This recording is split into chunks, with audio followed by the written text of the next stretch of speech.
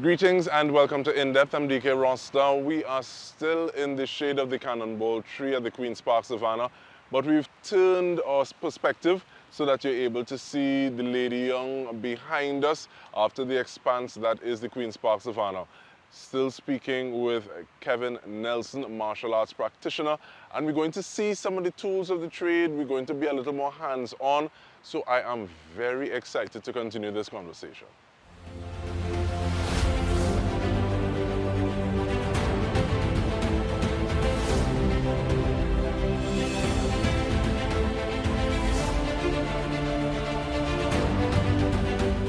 So what I have here, this is called a Tai Chi ruler, right? And this was used originally in secret, right? It was developed for the Yellow Emperor, Huang Ti, so that he can develop or learn to move and manipulate the energy, right? Because a big component of Qigong and Tai Chi is using visualization, right?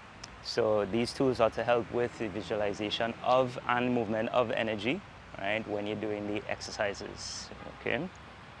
This is a Tai Chi ruler. You learn to hold the energy or your ball of energy on your waist, on your hip. So it's all to give you proper posture, right?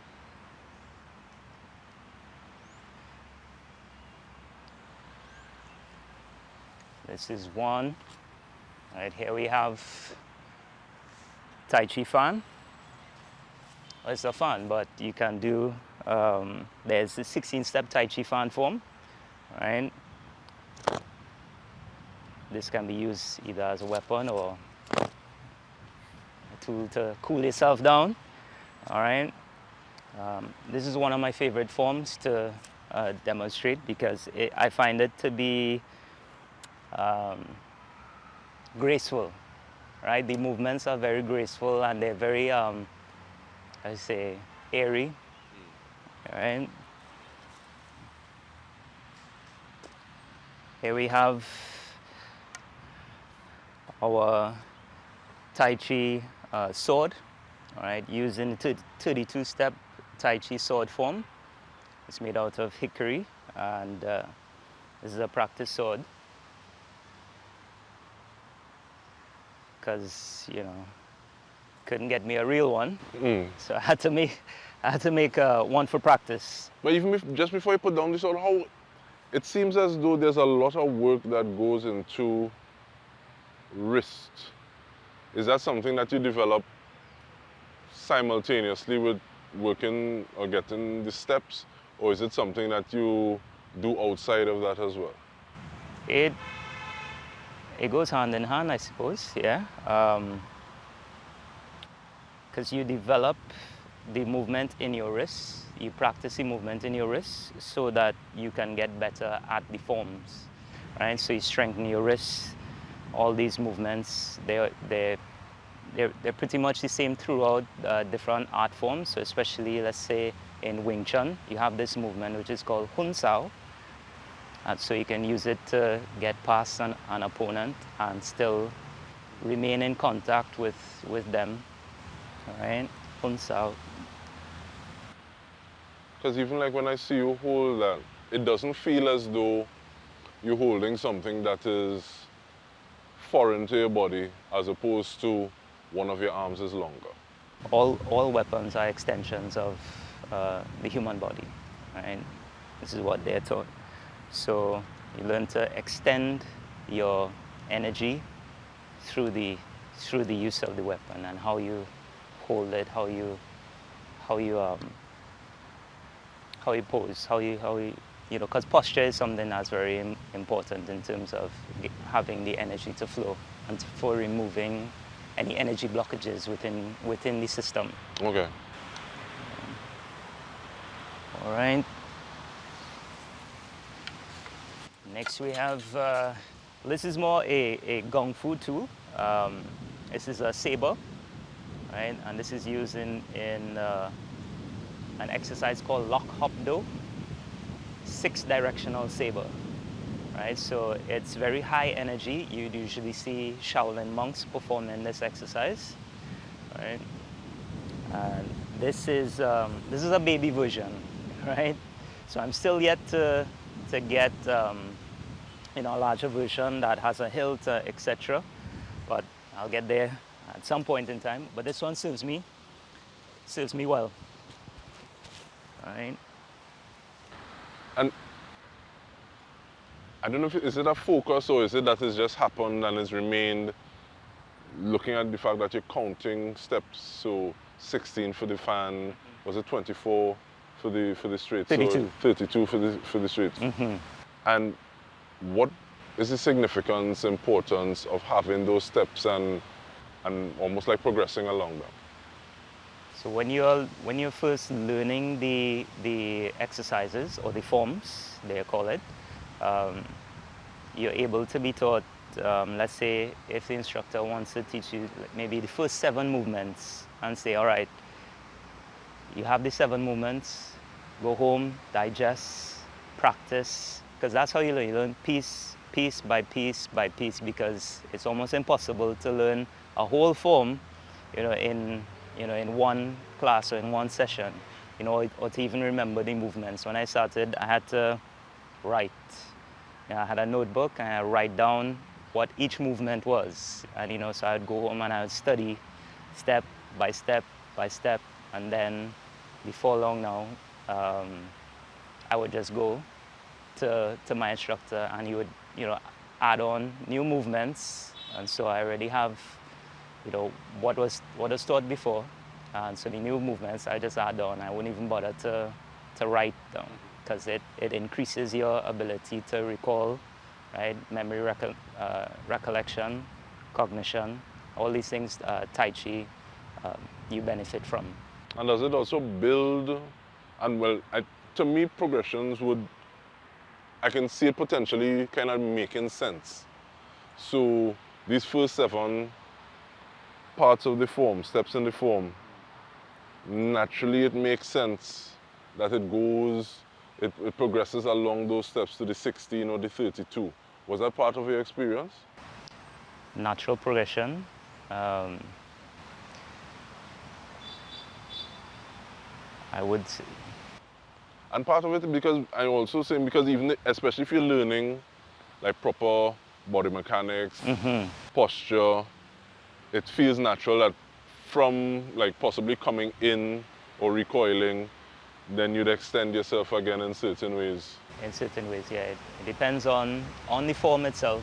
Each form would, you know, have a different way in terms of how you move the body. Some forms will require you to be more flexible than others. Some forms will require you to get really low. Some forms you don't necessarily have to do any sort of gymnastics, so to speak, right? But it all depends. There are advanced forms, and then there are simple forms which are taught to everybody, which anyone at any age, any fitness level can learn, right? And then you have advanced forms for the more adept students who, you know, want to commit to learning the art form and perfecting the movements. Okay, so hopefully we deal with some basic ones. So we're going to take a short break, and when we return, I'm going to dive in a little bit with the help of Kevin Nelson. Stay with us.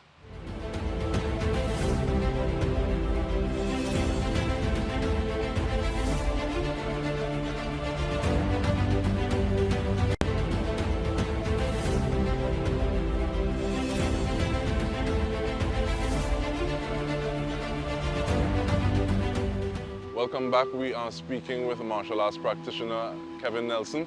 This is why seed control, and he goes through explaining everything, and I really try to keep up. So, the floor is yours, sir. Thank you, sir. All right.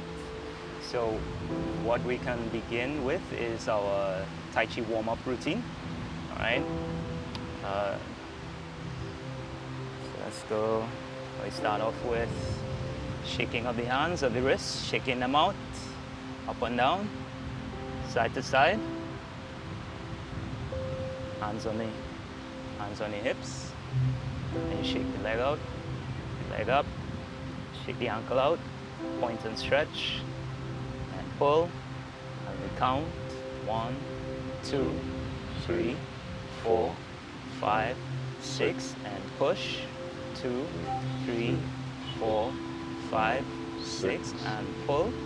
2, 3, 4, 5, and 6. Next is an ankle rotation.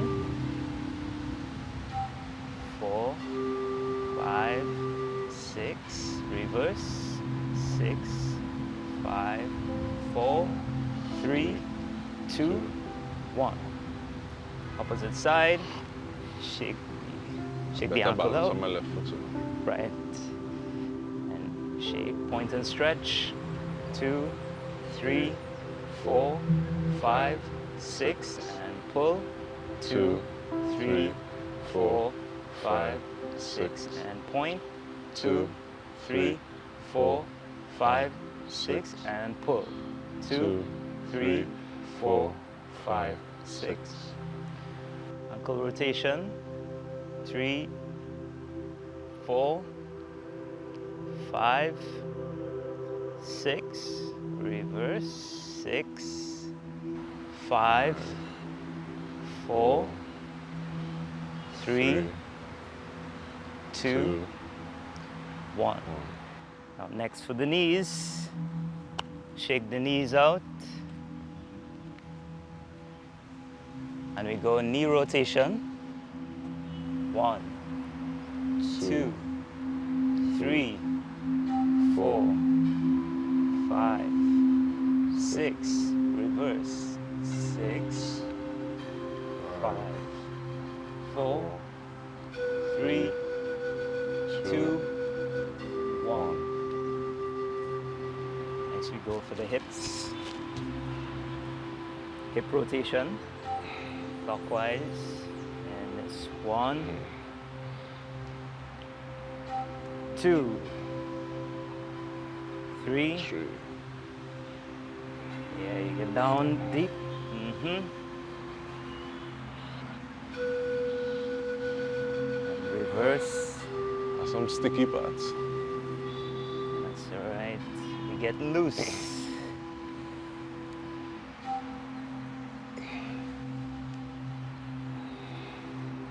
Good. Next, we're gonna do a little stretching. So, point your toe, point your heel. Press down and stretch as low as you can. And count again, Mandarin. E, Sun, Su, Wu, Liu, Qi, Ba, Jiao, Shi, and point to the toe and stretch. Yi, Sun, Su, Wu, Liu, Qi, Ba, Jiao, Shi. Up, opposite side. Heel down. Point and stretch. Yi, Sun, Su, Wu, Liu, Qi, Ba, Jiao, Shi. Point and stretch. Stretch, feel that pull, feel those calves muscle pulling. Yi, Sun, Su, Wu, Liu, Qi, Ba, Jiao, Shi. All right, good. Whew. The first half of Tai Chi warm-up routine. All right. Next, we go for the shoulders. Right, shoulder rotation. So, I'm making small circles on my thighs. 1, 2, 3, 4, 5, 6, reverse, 6, 7,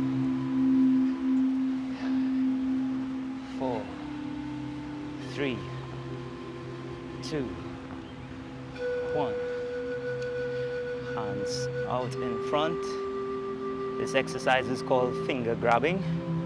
So we go 1, 2, 3, 4, 5, 6, 7, 8, and out. 1, 2, 3, 4, 5, 6, 7, 8, and up. 1, 2, 3, 4, 5, 6, 7, 8. All right. Shake it out. Good. Now, you don't have to go through the whole Tai Chi warm-up exercise. That's just a little taste of what it entails. You go through.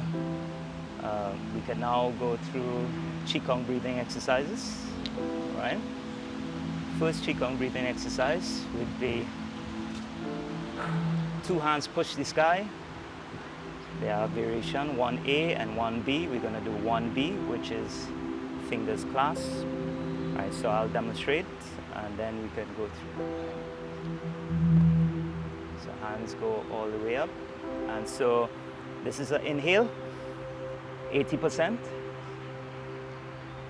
Fingers clasped, pull down to the crown of the head, flip over. Breathe out with the healing sound.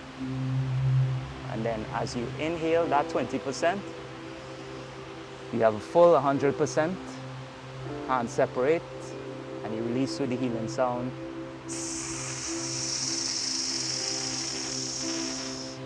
There's a healing sound for the lungs, right? As our organs hold on to a lot of emotional baggage. The lungs hold on to anger, right? And so the healing sound helps us to release those negative energies from the body.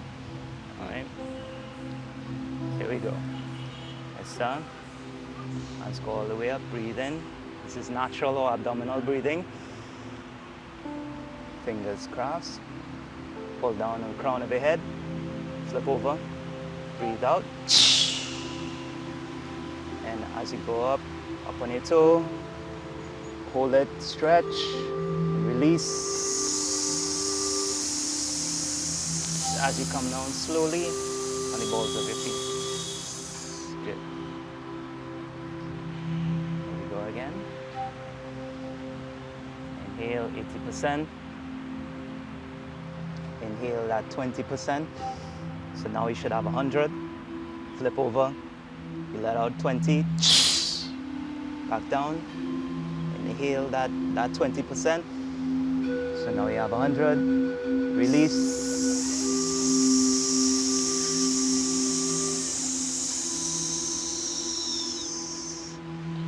What's the difference between the sounds?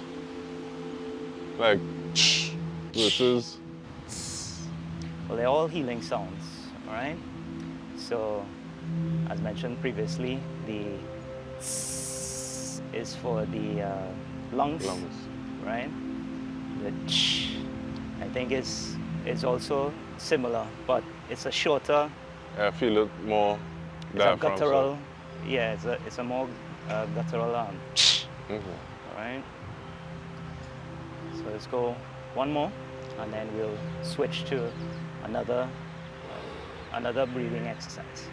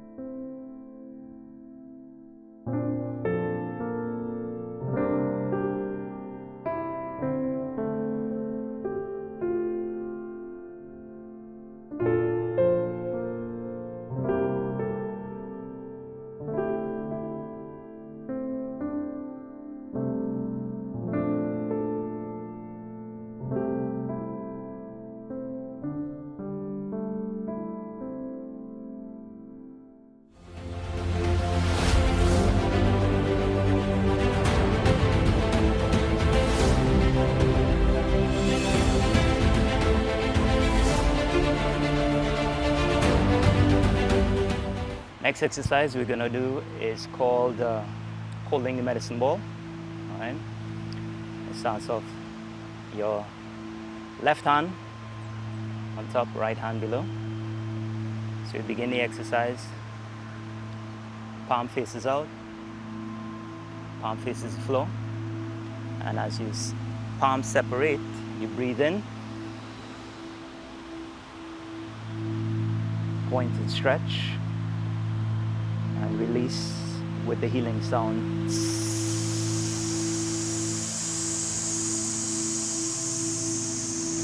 So all the way over, catching our ball again on the right side.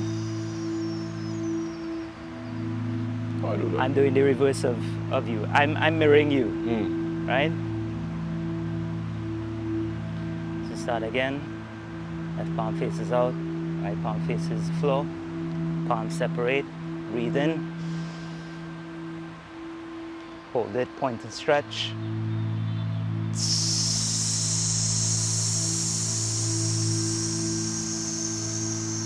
Catching your ball. Imagine yourself holding a ball of white energy. Let's go one more. Breathe in, point and stretch, and release.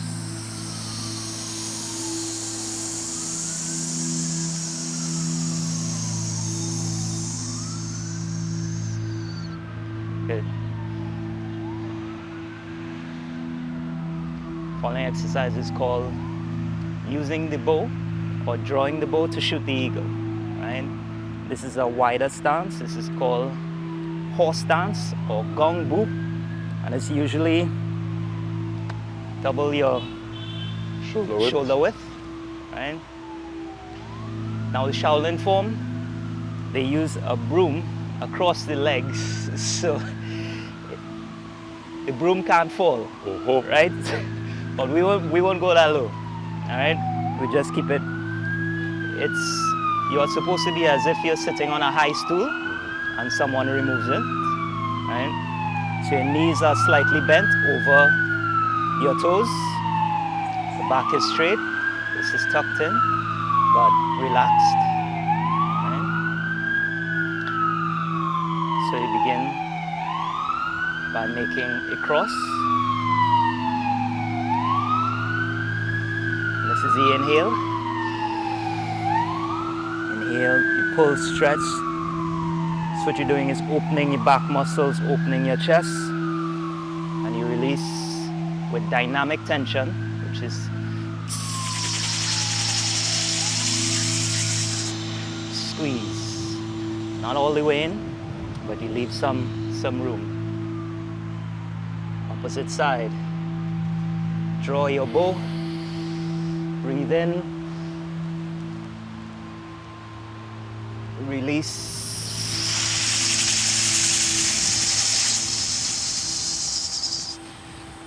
Now this is dynamic tension. This builds your tendons and fascia.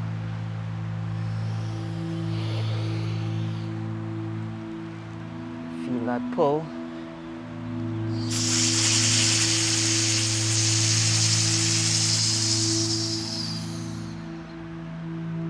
Last one. Draw your bow. Release your arrow.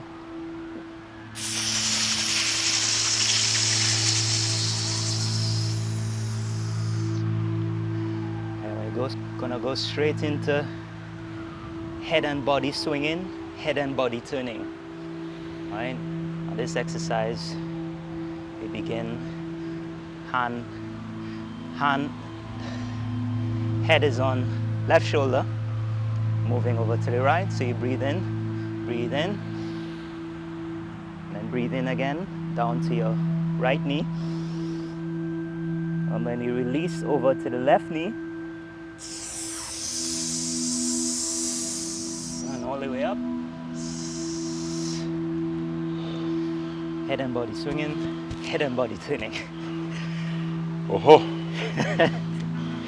Right? So let's go from opposite side. We're going right to left, Over to the left side. Breathe in again as you go down. And then release.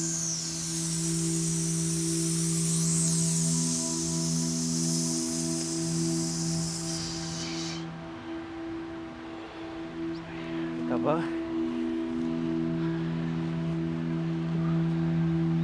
So those 3 exercises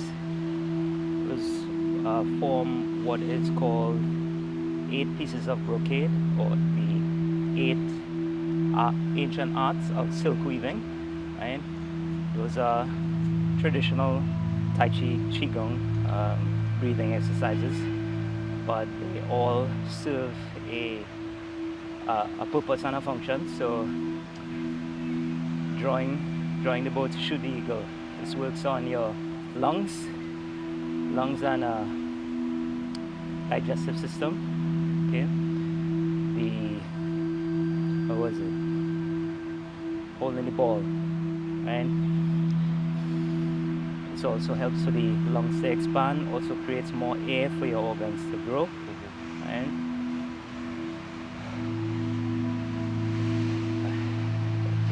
And the Head and body swinging, head and body turning.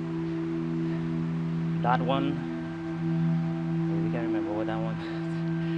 But what I find is interesting to me though is kind of like with the yin. And I'm going to use a word that you used in the last episode, submit to it a little more. It feels more relaxing and energizing at the same time. When I fight it and try to almost kind of imagine myself muscling into it, that's when I want to take a breath. I want to exhale. And it's just more uncomfortable. It does take some time to be comfortable, especially in these positions, right? Where you have to almost embody this sort of perfect state between relaxation and tension, right? Because your lower body is, it is tense, but over time you don't feel it. That feeling of tension goes away, so you just feel relaxation, right? And one of the things that I would have liked for you to experience was a standing meditation called Wuji, right? Wuji is the first posture or first stance of Tai Chi, and it means the void, right? They explain it as a realm of nothingness, a luminous void, expansive sky, right? And so we're not trying to think about anything, right, with this. Our mind is empty, right, like the void, but you're happy, right? That's why it's a luminous void, right? So Wuji is simple standing meditation. Your feet are hip width apart, knees slightly bent over your toes, as if you're sitting on a high stool. Someone removes it from behind you. Your hands, palms are facing behind. It's relaxed at your waist. Your back is, your shoulders are slightly, chest is slightly concave. Shoulders relaxed, and you're breathing in naturally, natural or abdominal breathing from your lower diaphragm. So you're inhaling the air through your nostrils, bring the air down to your lower dantian.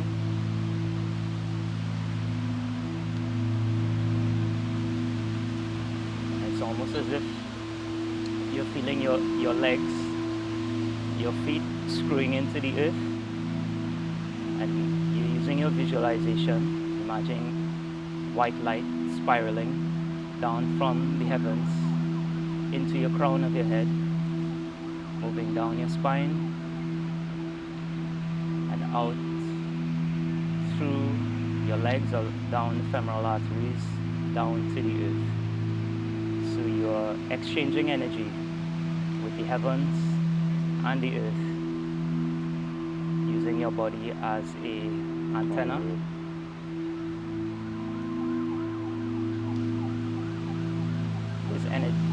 This type of exercise or meditation is extremely grounding and allows one to reach states of relaxation.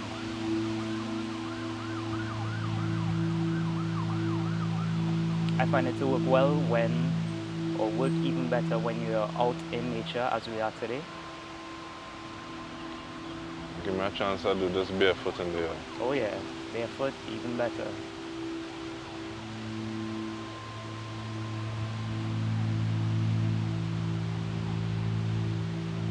So one of the great things about Tai Chi what it taught me was that meditation doesn't always have to be in lotus pose, sitting down, under a tree. You can have standing meditation, you can have moving meditation. Anything can be a meditation as long as you have intent behind what you are doing. Because intention is a function of the will. Will is not an action. Willing is not an action. It is a state of heightened concentration of consciousness. So literally anything can be a meditation. But these exercises have been developed for ease of use of anyone of any fitness level who wants to get into meditation or Tai Chi. This can be easily transmitted to a practitioner.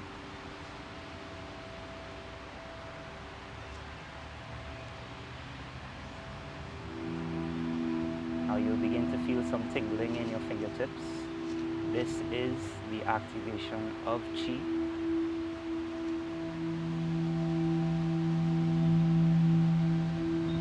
When this occurs, you can use this energy to perform Tai Chi self-massage, right? Massage parts of your face, of your head, of your body, your hands, anywhere really that you need to bring healing towards. Right?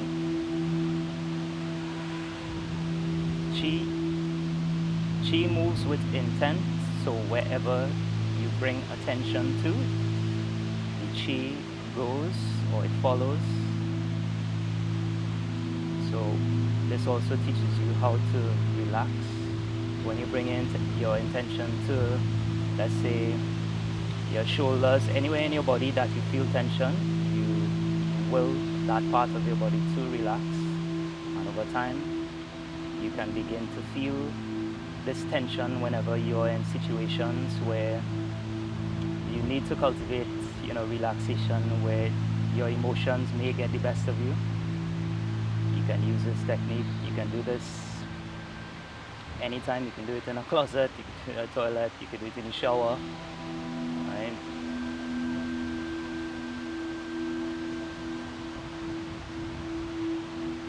I find sometimes when I do this meditation, you may start to sway. And I view this as the energy that is traveling through your channels. Oh, and one thing that I almost forgot, meditation. With all meditations, you want to close the circuit, right, of your two channels, the governor channel and your functional channel. So that switch is your tongue, that is placed to the roof of your mouth. That closes the circuit and allows for what is called the microcosmic orbit of energy.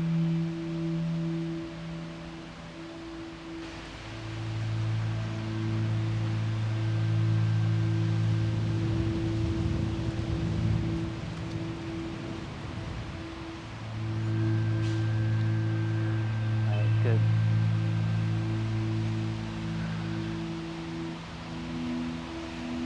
How you feeling? Like I don't want to talk no more. Good. I'm really glad that we were able to do this, and I'm really glad that you actually brought us to a close with the standing meditation. And it's definitely something that I'm going to incorporate into my routine. I would almost go and say it's daily practice, but sometimes I'm not as good to myself as I should be. It happens. Even I fall victim to that same thing. Yeah. But when I do get a chance to practice, I do. I more tend to practice in the night.